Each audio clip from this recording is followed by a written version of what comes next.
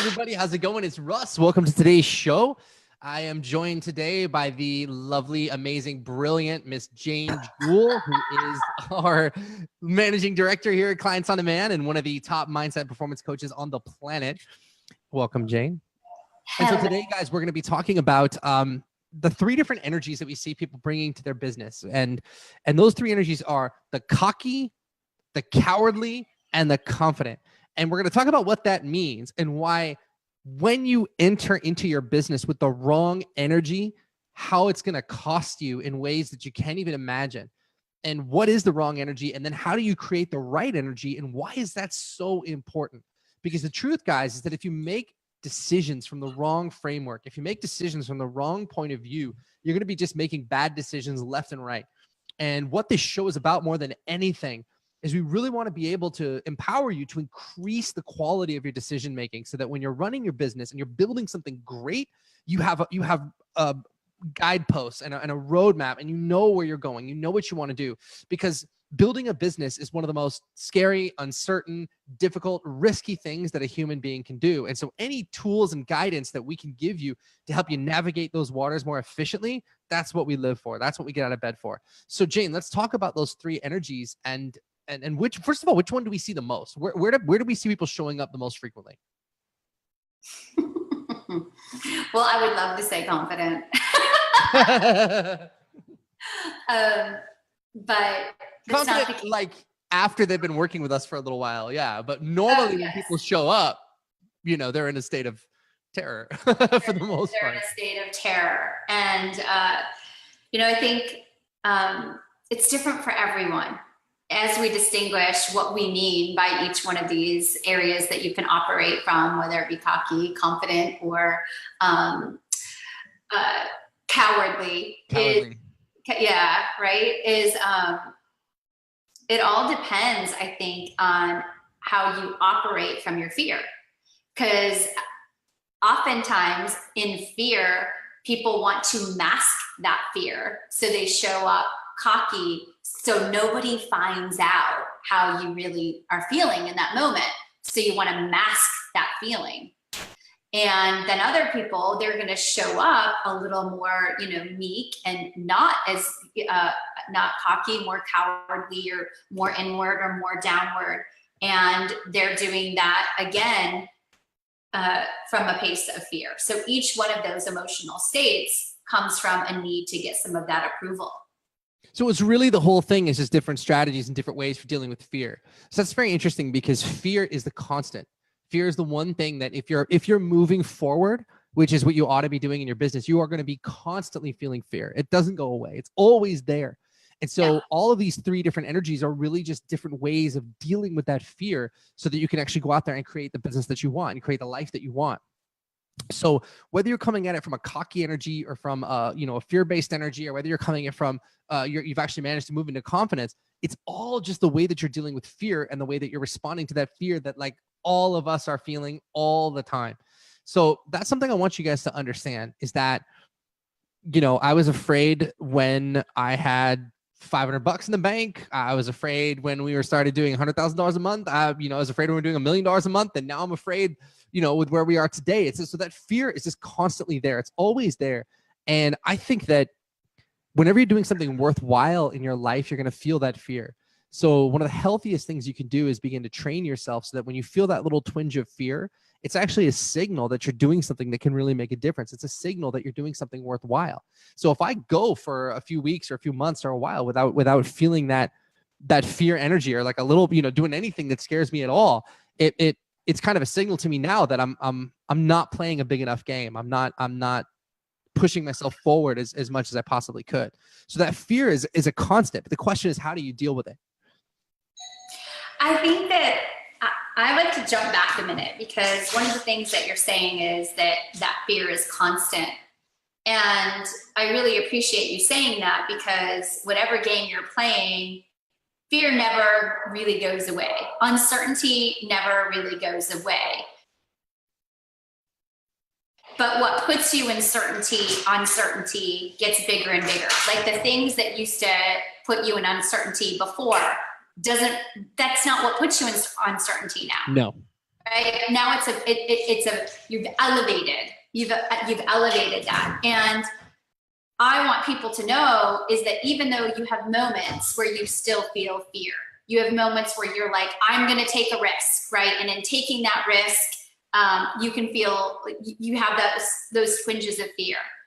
But it's important that people know that it's not really an emotional state, even though it's a constant thing that can ebb and flow, that you live in all of the time, where it's debilitating. Mm-hmm. And I think what happens for people is they can hear fear and they go, oh, I'm not afraid, right? Like, that's not me. Or, I don't live afraid all of the time.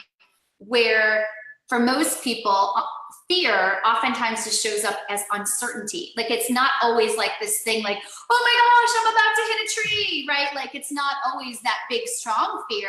Sometimes it's that thing that has you just like playing a reel over and over again, or keeps you up late at night, or prevents you from taking action. So sometimes fear is really big, and sometimes it's just like this thing sitting on your shoulder that's preventing you from moving forward.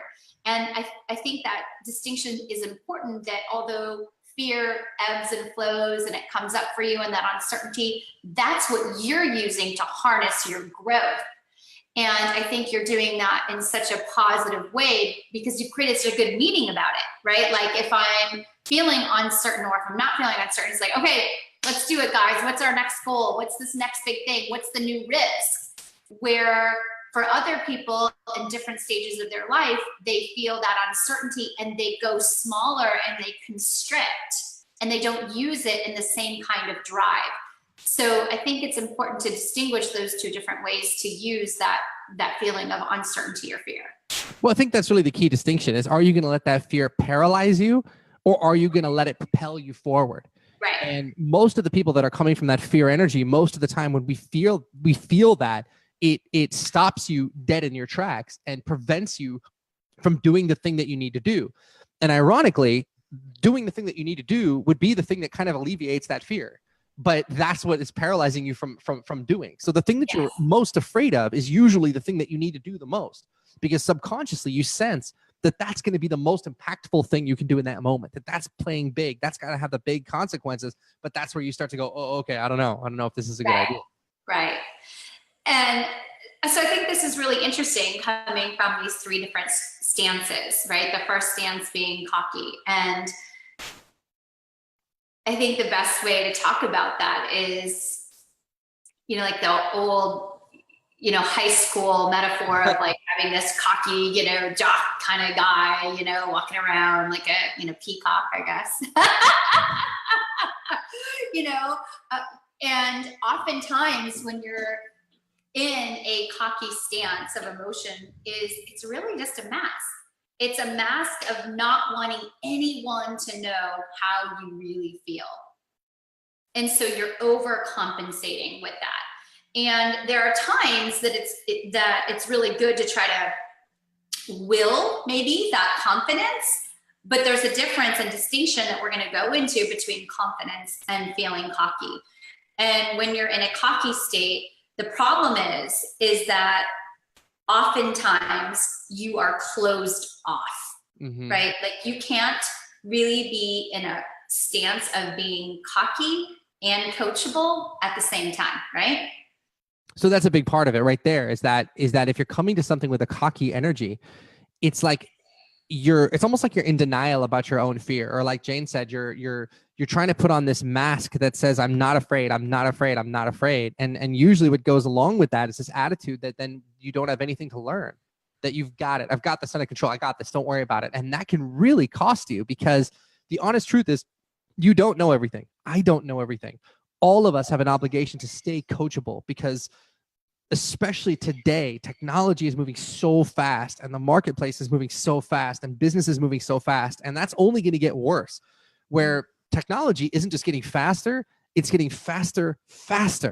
So the rate of change is actually increasing. And so what that means is there's just more and more and more stuff that you need to keep up with. The new marketing channels are opening up, new ad platforms are opening up. I mean, my God, Facebook, adds features to their targeting all the time, their targeting options all the time. So poor Adrian, who does the Facebook training, constantly update that freaking training because things are constantly moving. And so the thing is that it's going to be harder and harder to keep up with those things. And that's part of our job. But if you're coming from a place where you're not coachable and you're totally closed off to new ideas, it's going to be very, very, very difficult for you to be able to adapt when things change, because that the change is just going to create more fear. And that's just going to create more of that cockiness response from you where you go, oh, no, I got it. I don't have anything to worry about. And if you're coming at it from a confident place, you can be real about what you know and what you don't know. You can be real about the fact that, like, look, my business is working great, but I would love to learn about that. Or my business isn't doing so well. Here's the problem. What do I need to learn to go solve that? Or who do I need to bring on board to help me with that? And that's what creates that open, coachable energy, where when you have a problem, when you have something you don't know, you have the guts to be real with yourself and say, no, I don't know that, but I'm going to do what I need to do to close that gap. I'm going to do what I need to do to solve that problem.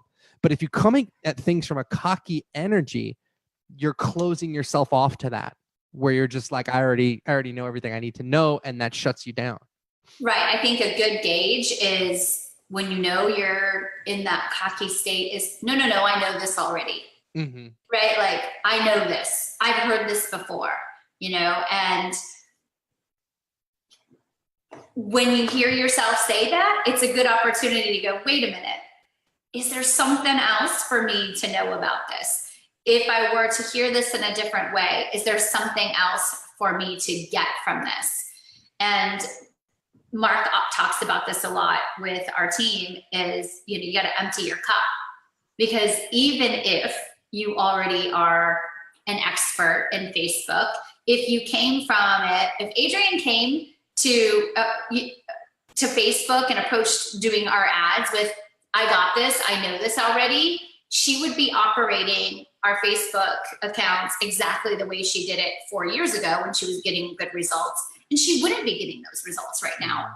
But she's always open, right? You have to have an empty your cup. What else is there for me to know? What else is there for me to learn? What else, could I hear in a different way? And I think that's an important distinction that everyone just has that alarm when you say, I know this already. I got this. Mm-hmm. And is that closing you and having some kind of constriction? And then you know that it's not serving you. The thing is that mask, if the cockiness is a mask, it's like it constantly needs reinforcement because you don't have it all together and you don't have it all together.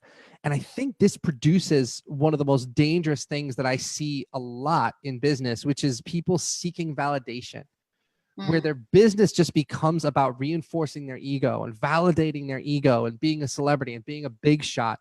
And it's not about any of the things that a business should be about, which is, to help to make money and to help your customers or your clients get the incredible experiences and incredible transformations, whatever it is that they're looking for. I mean, that to me should be the primary driver of any business. But it's amazing how fast a business can descend into toxicity when the business owner or even not even the owner, maybe even someone a couple levels down from the owner is terrified and trying to hide it, and really, really, really wants people to think they have it under control. Oh, this happens all the time. Even like you're saying, it might not be the business owner. It might be, someone who works in your business. And the challenges and the danger of you not being able to see that as a leader from people on your team. The danger is you don't really know what's going on. That's the danger. The danger is if you have a coach or someone working for you and they have that cocky approach to, I know this and it's this way. And then you find out that they're not fulfilling on your product or service in a way that's in alignment, it's dangerous. So you want to make sure that you always have that relationship with people on your team where they have the confidence in what they know. You certainly want your team to feel confident and certain in who they are and how they deliver it and the value that they contribute to your team. And that they're feeling confident if they're coachable, if they're willing to hear feedback, if they're willing to hear like, this is how you're doing that's great, and here's an area that we can improve on, and here's a soft spot. Because you cannot hear areas of growth or soft spots from a cocky place, but you can certainly hear it from a confident place. You can be confident in your abilities and who you are and what your commitments are, and be able to take a look at what someone has to offer and that level of openness. Right. So as a business owner or as a business leader, it's very important for you to be able to tell the difference, because sometimes that cocky energy can be very seductive. If you don't know the difference, you can have someone come into your organization and go, oh, I've got this under control. I know this. I know what we're doing. Da, da, da, da, and they start throwing their weight around and you go, oh man, wow, this guy's really sure of himself. Yeah, this gal's really sure of herself. But like Jayne said, the acid test is, can they take feedback, or do they always have a story? Oh, so good. Mark always says blame, defend, deflect, and deny. Like the people that are uncoachable, those are the strategies they use. They're going to blame someone else. They're going to deflect it. They're going to defend it by having some excuse, or they're just going to straight up deny and say, no, I'm doing a great job. I don't know what the hell you're talking about. Right. If you see those behaviors, that's like a huge red flag that you're dealing with someone that's working in that cocky energy, and they're so scared that they can't even open themselves up to receive feedback, and they can't be coachable. And so you have to help these people transition out of that energy or transition out of your organization, because if you don't, their performance is not going to change. They're going to stay where they are. They can't change, because the first step to changing anything in your life, like, I mean, just like with Alcoholics Anonymous, I mean, what's the first step? The 12 steps is admitting you have a problem. I mean, that's true for everything in life. If you can't admit that something is wrong, and that and take responsibility for it, then you have no chance of ever fixing it and doing something about it. So you must be able, as a business owner, to tell the difference when someone's coming in and they're just confident, they're going to show up, they're going to do their job, they're open to feedback, they're open to criticism, they want to improve, versus someone who's coming in a cocky energy where they're super uncoachable. This is all about feeding their ego, and they're going to do whatever they can to get that validation that, oh, no, that you've got it under control. I've got it under control. And to validate that perspective. It's, believe me, that the way those people show up is night and day different, even though when you first meet them, it might seem kind of similar. Believe me, in the long run, it's a huge difference. Yeah, that statement. Yeah, that. I love what you said. They come back with their story of why it's that way. Where if you're confident, you can hear it like, give me more. What else can I learn here? And that's a culture you want to really develop within your team, which, But it starts with you, because your team is, to a large degree, a reflection of what's going on with you.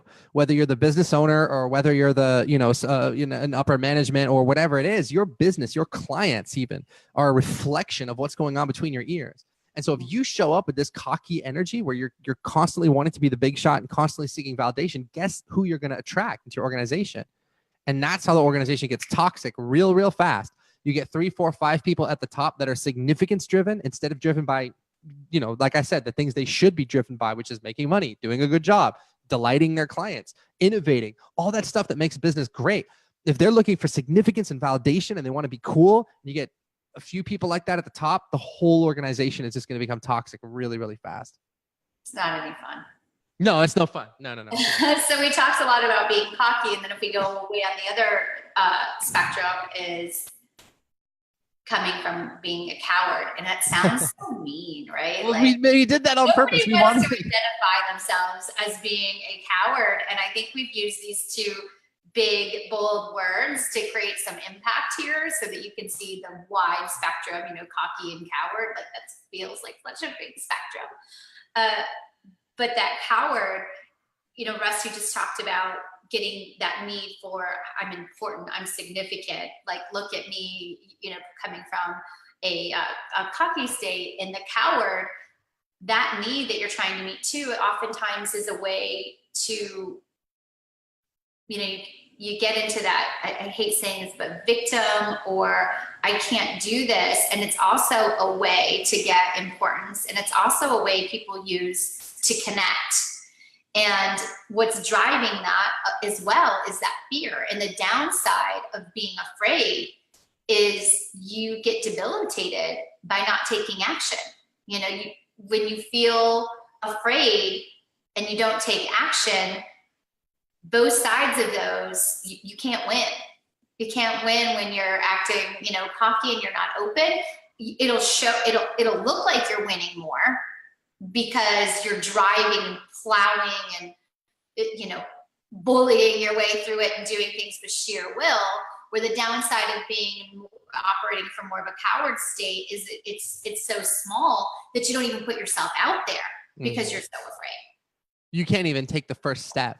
You can't push yourself forward. You can't put yourself out there because you're afraid of what might happen if you do. And so what you can do is you can begin to shut down.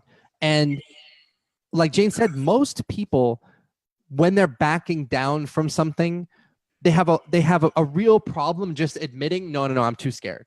And so what they do is they invent a whole story about why it can't happen. It can't happen because I'm not smart enough. It can't happen because I don't have the opportunities. It can't happen because I don't have the money. It can't happen because nobody supports me. It can't happen because my wife isn't on my side. Right? Yeah, my husband isn't on my side. And so you create this story because when you're really deep in that fear energy, you can't even admit to yourself that you're in that fear energy. And so rather than just sitting up and saying, hey, you know what? I'm terrified. I'm not going to do this shit. Peace. What you say is, what you say is you construct a story around it about why you can't have it. And the thing is, guys, stories like that can cost you your whole life. They really can, because you're just rationalizing to yourself that you're not willing to do the things that you need to do to get what you want. And really, that's it. When you have something in your life, when you don't have something in your life that you want, 9 times out of 10, it's because you just haven't taken the steps that you need to take to get it. And if you have taken the steps, maybe you hit one failure or one setback and you were like, okay, I'm done, instead of persisting and continuing to move forward. That's why we're talking about this, guys, because that ability to deal with fear, we all feel it. And we've all had situations in our lives where we've completely punked out, like myself included, where, like the challenge was set before us and we were like, no, I'm good. I'm out of here. We've all had that experience. Yes. But the way that you create the life that you want is to become very, very, very comfortable dealing with challenges, to become very comfortable dealing with challenges you've never even seen before. If you want your business to grow and you want your company to grow, it means that every step forward you take and every new level you reach, there's going to be new challenges at that level. And so you've got to just become very comfortable with dealing with risk and very comfortable with dealing with uncertainty. And so that's why we're talking about this, because we want you guys to have those strategies that you need to deal with that fear. Because if you don't, you're either going to come out with this fake cocky energy, or you're going to be stuck in the fear and you're never going to get off the ground. And you're going to have some story that you tell yourself about why you couldn't have it, when really you could have had it. You just didn't have the tools that you needed to deal with the fear. I love that. So they're in the middle, like one spectrum, you have cocky and that repels people and it's, not very attracting, for the most part. And then the other side being in that coward. And then right there in the middle is coming from a state of certainty and confidence. And what confidence isn't is it's not knowing the answers all the time. What confidence isn't is never being afraid. What confidence isn't is having all the right answers. What confidence is an inner knowing that you're open, you're willing to take risks, you're willing to look at that which you might not know that you don't know. It's being willing to ask for help. It's willing to look for the answers. It's willing to take action even when you don't know how it's going to turn out. That's a big part of confidence. And it's something that can be developed throughout time. And the more action that you take, the bigger and more bold your confidence will grow. And it's something that is developed within yourself. And one of the easiest ways, I think, to develop that is through a daily practice and ritual and noticing what you're doing in your life that feels good, that serves, that you believe it links to a higher purpose or calling of yourself. I think that's one of the biggest things that help people develop that ability, that if you have an inner knowing or a global belief that whatever you do in this world, that it's going to be okay, that goes a long way. That there's nothing that you could do that you can't, fix, transform, move, or get through. That's where confidence is it's born out of that inner knowing that everything is going to be okay. But I want you guys to understand something, that every really, truly confident, successful person I've ever met has had to work at it in some form or another. It's about something that they're doing in their brain, in between their ears, where they've taken control of their inner dialogue. They've taken control of that, of the thoughts that they're thinking every day. That's really the beginning of this entire thing, is that if you begin to think all day long, oh man, I can't do it. See, this person tried and they failed, or that other person tried and they didn't make it. And I've already got this competitor and that competitor, and they're already doing X amount of money, and there's no room in this space for me, and blah, blah, blah. And you think those thoughts are going to disempower you. They're going to weaken you, and they're going to erode that confidence, and they're going to become your reality. And so if we know that that's going to happen, then we have to interrupt that process and replace those negative thoughts with thoughts that are empowering. Yes, I can do this. Yes. Oh, look, Jayne pulled this off, or this other person pulled this off. Oh man, that guy, he doesn't really look that bright, and look at all the success that he's having, or that guy, Russ, that guy's a clown. Look what look what they're doing at Clients on Demand. If he can do it, I can do it. Whatever those thoughts are that lift you up and empower you, you have to begin to choose those thoughts, and you have to do it consciously. It's a conscious choice, and it's a daily practice. Because if you just let your mind run wild and leave your mind to its own devices, the truth, guys, is that we're so bombarded with negativity all day long that if you don't take conscious control of your thoughts, you're going to spend every day reading about, I don't know, corrupt politicians and business failures and crime and starvation and just all the horrible shit that you see in the news all the time. And it's going to sink in. And those thoughts are going to define your reality unless you make the conscious choice to shut that stuff off and replace it with something that's actually going to empower you to get you where you want to go. So I want you to understand that this whole idea that some people are just born confident, I think it's basically a myth. The truth is that the most confident people that I know, the most successful people that I know, are spending every day waging this daily battle against their negativity and waging this daily battle to stay positive and confident and focused and to stay dialed in. Because the truth is, all of us, some days, we would rather just, you can say, forget the whole thing and chill on the couch and watch TV or whatever.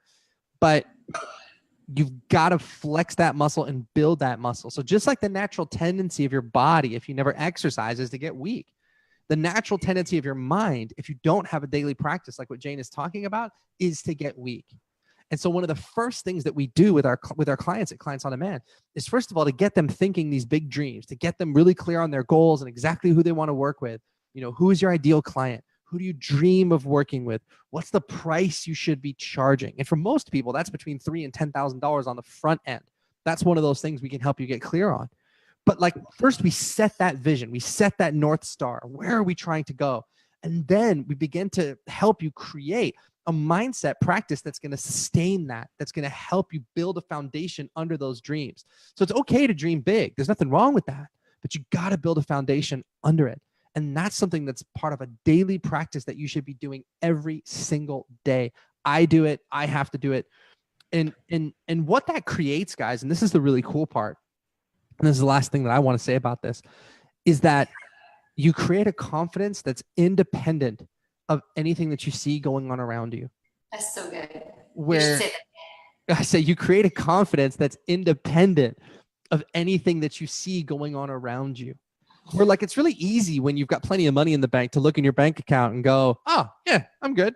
Or, when if you've got washboard abs or something, to look at your abs in the mirror and go, oh, I got my abs, I'm good.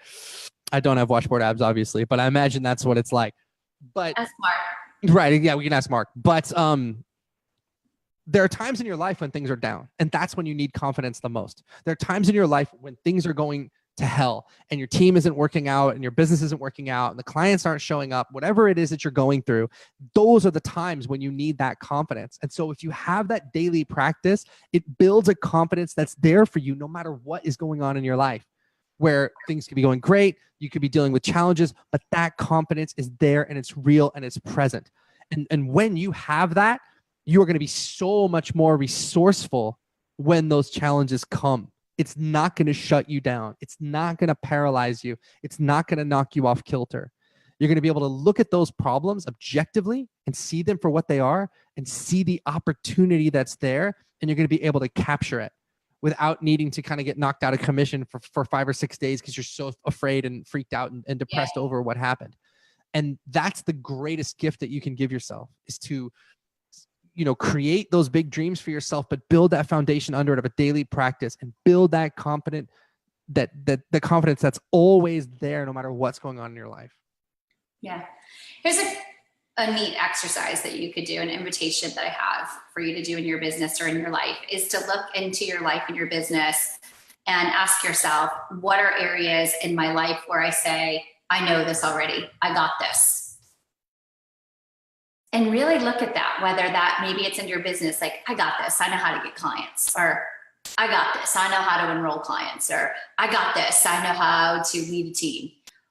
And check in and find out, is that an over exaggeration, or is that coming from a cocky state, or is that a confident state? And if you really look at it, you go, no, I'm being kind of cocky here. Maybe there's something else for me to learn. And what is the consequence of coming from, I got this, there's nothing else for me to get here.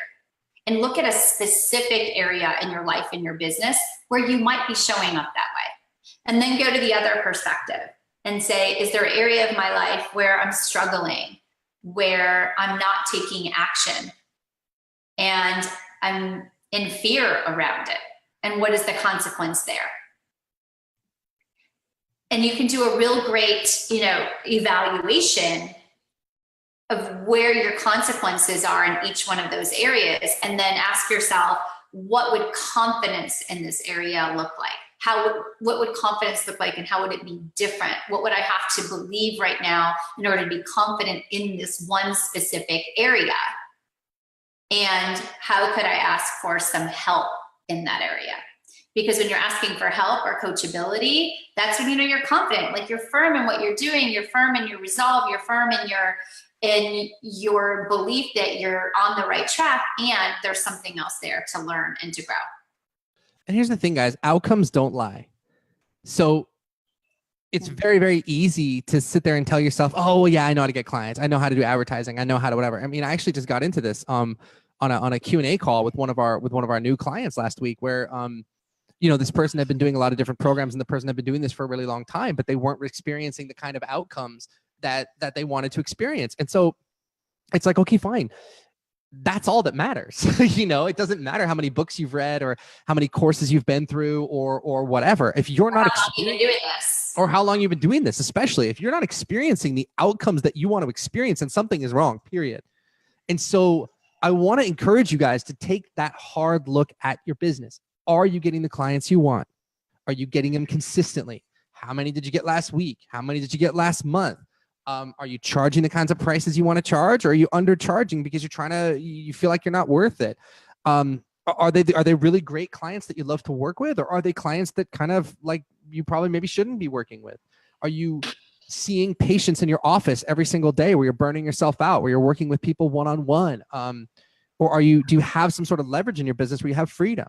If you wanted to go on vacation tomorrow, could you? If you wanted to go to Italy or Japan or Hawaii tomorrow, could you go? Or would you be too stuck in order, to do that? And so when you look at it in that way, I mean, those are black and white. Those are yes or no questions. If you're not getting the outcomes that you want in your business, then I want to invite you to be coachable and do something about it. And I want to invite you to book a call to talk to us. And to do that, you go to clientsondemand.com/talk and book a call with us. What we'll do is we'll get on the phone for about 45 minutes to an hour, and we can talk about everything that's going on in your business. What kind of clients do you want to work with? How are you attracting them? What should you be charging? What should your offer be? Maybe you're not even sure what you should be offering people. If not, that's cool. We'll help you figure that out. How should you deliver it? How should you reach those people? And you can bring us up to speed on everything that's going on in your business. And if it's something that we can help, if we can help you dial in any of those things or all of those things, we'll talk about how we can do that. But what you're going to get on that call is a massive amount of clarity, where you'll know for a fact what's working and what's not working. And then you can start to cut through rationalizations, cut through excuses, cut through all the BS, and just figure out what you should do to create the life and the business that you want. So go to clientsondemand.com/talk and let us help you figure that out. Because the truth is, building an amazing business, it's not easy. It's tough, but it's damn near impossible if you don't have a strategy and you don't have the right people backing you up. And so all these things we've been talking about, dealing with fear, dealing with uncertainty, the biggest gift I can give you is to get you into a routine of building that confidence and to give you a plan that you can actually be confident about, so that you're not flailing around, you're not wandering around in the dark, you know exactly what to do step by step, and you got this team of brilliant people who really care about you, backing you up every step of the way. So go to clientsondemand.com/talk and book a call to speak to us. Bye, guys. All right, superstars. We'll catch you on the next show. Bye-bye.